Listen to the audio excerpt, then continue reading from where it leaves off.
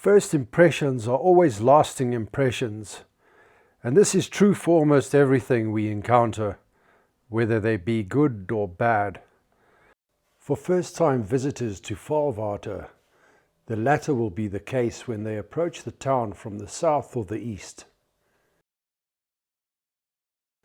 When entering the town on the Melkrivier Road, you are welcomed by the sign, which in itself is a fitting advertisement of what can be expected further on. Approaching from the north, visitors are greeted with a beautifully laid out shopping complex where they can browse around for souvenirs, stock up on supplies, get information about the area from the tourism kiosk, and have a meal al fresco style under big shady trees on a neatly trimmed lawn. Leaving the complex behind, you enter the town.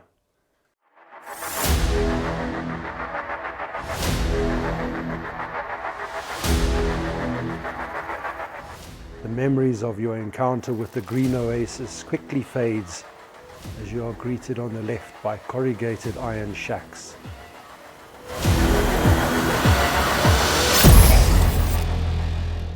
Further on, there are some kids playing football in a park, and right next to where they are playing is a rubbish dump, where a constant stream of vehicles drive up to dump their rubbish.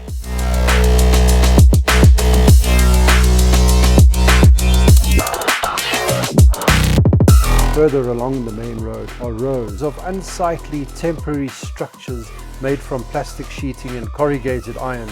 Informal street traders have set up their stalls along the main road here, but there are no ablutions or proper waste disposal facilities. Litter and other waste is disposed of along the main road. There is also no running water. There are some waste disposal bins dotted about.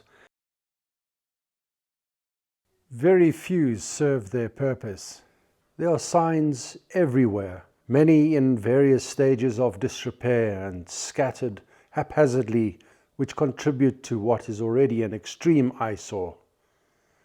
There aren't any historic buildings or iconic attractions that would draw visitors to the town, and as a result, tourists would only pass through on their way to one of the wildlife destinations or were needing to stock up on supplies. Regardless of the reason, are visitors not entitled to clean and neat surrounds that will enhance their enjoyment and experience of this small platteland village?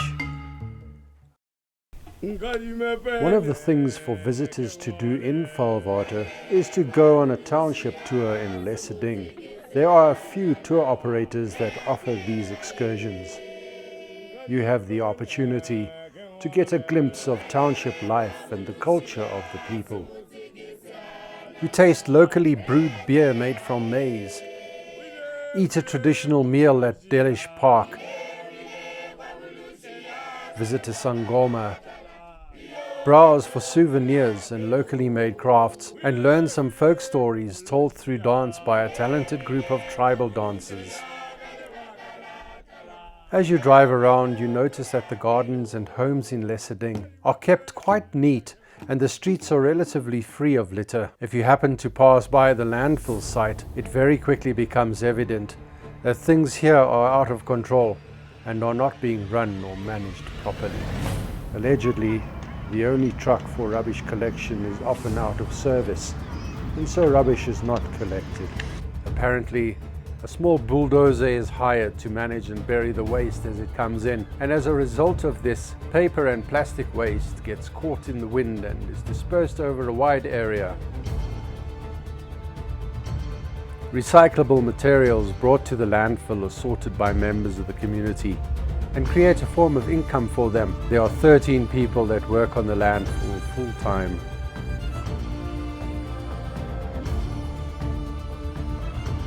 Vaalwater Scrap is a privately owned recycling business and buys recyclable material from the locals who collect it on the dumps and around the town. This has created an income for more than 2,000 people who previously had no work and no income.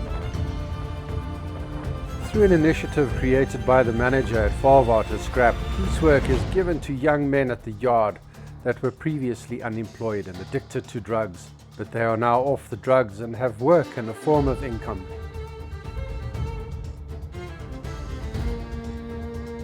It is evident that any rules and laws that may be in place are not upheld and has resulted in rubbish being dumped everywhere. Vaalwater scrap has skips available for distribution around the town into which trash can be thrown and which they will collect at their own cost.